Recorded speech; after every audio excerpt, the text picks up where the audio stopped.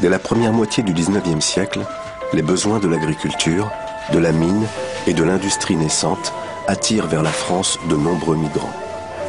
Ce sont le plus souvent des migrants temporaires venus des pays voisins.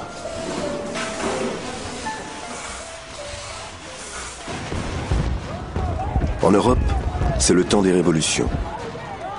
Libéraux et démocrates se soulèvent contre les monarchies, au nom du droit des peuples à disposer d'eux-mêmes. La France rayonne comme une terre de liberté et attire les bannis de toute l'Europe.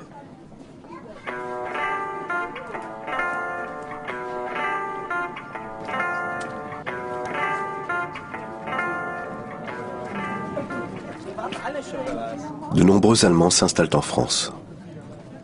Certains sont des artisans à la recherche d'un travail, d'autres des intellectuels, des artistes et des démocrates qui fuient la répression. Après l'échec des insurrections de 1830 et 1863, la France accueille les exilés polonais de la grande émigration.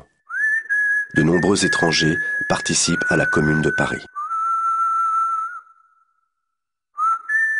À partir de 1881, les Juifs persécutés dans l'Empire des Tsars viennent à leur tour chercher refuge dans la patrie des droits de l'homme.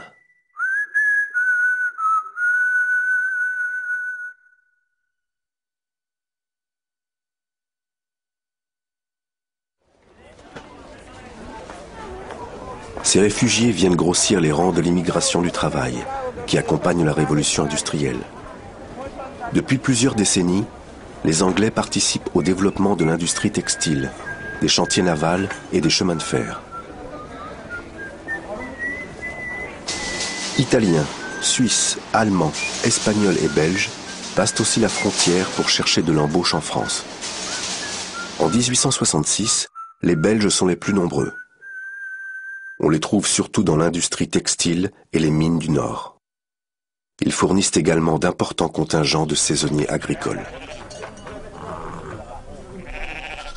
Au lendemain de la guerre de 1870, l'immigration augmente encore. En 1881, 1 million d'étrangers, hommes et femmes, vivent en France, soit près de 3% de la population.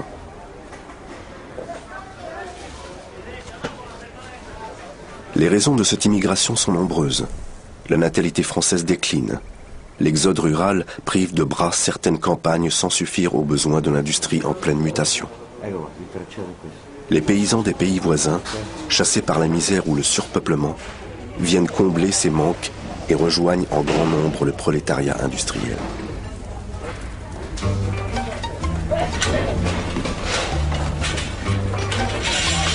À partir de 1900, les Italiens forment le groupe national le plus important.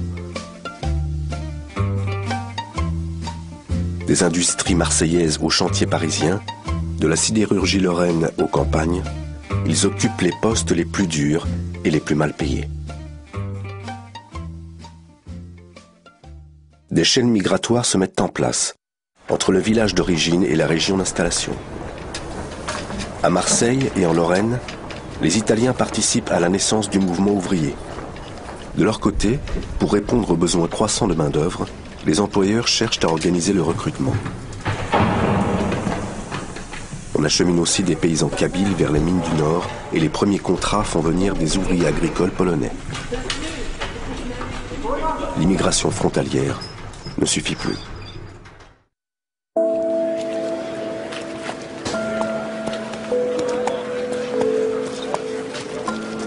Pour répondre à cette forte présence étrangère, la Troisième République adopte en 1889 une loi qui fixe pour l'avenir le code de la nationalité. Elle impose la nationalité française dès leur naissance aux enfants d'étrangers nés en France d'un parent déjà né en France. Pour ceux dont les parents sont immigrés, c'est à leur majorité que la nationalité est attribuée, sauf s'ils y renoncent. Désormais, tous les hommes nés en France doivent faire leur service militaire. Par cette loi, on règle aussi en Algérie la question du déséquilibre croissant entre étrangers et nationaux.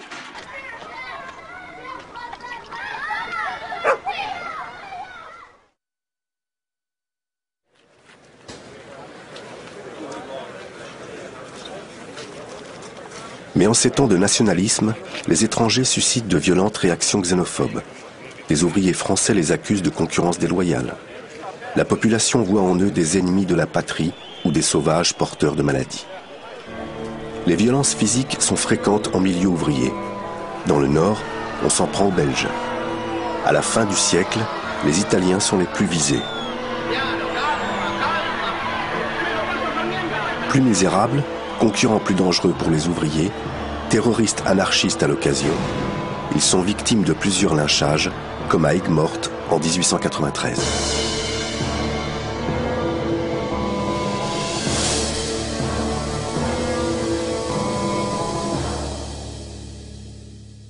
Pour calmer les tensions, l'État met en place des mesures destinées à réglementer et surveiller les étrangers. Un décret de 1888 leur impose de se faire enregistrer en mairie pour pouvoir travailler. À partir de 1893, ils doivent être immatriculés pour obtenir la feuille de 46 sous. Ce permis de travail avant la lettre est aussi l'ancêtre de la carte de séjour.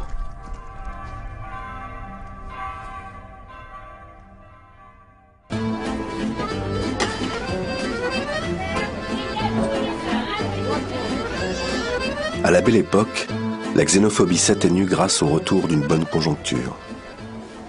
Les petites entreprises et les petits commerces tenus par des étrangers se multiplient. Le plein emploi facilite alors leur insertion dans la société française.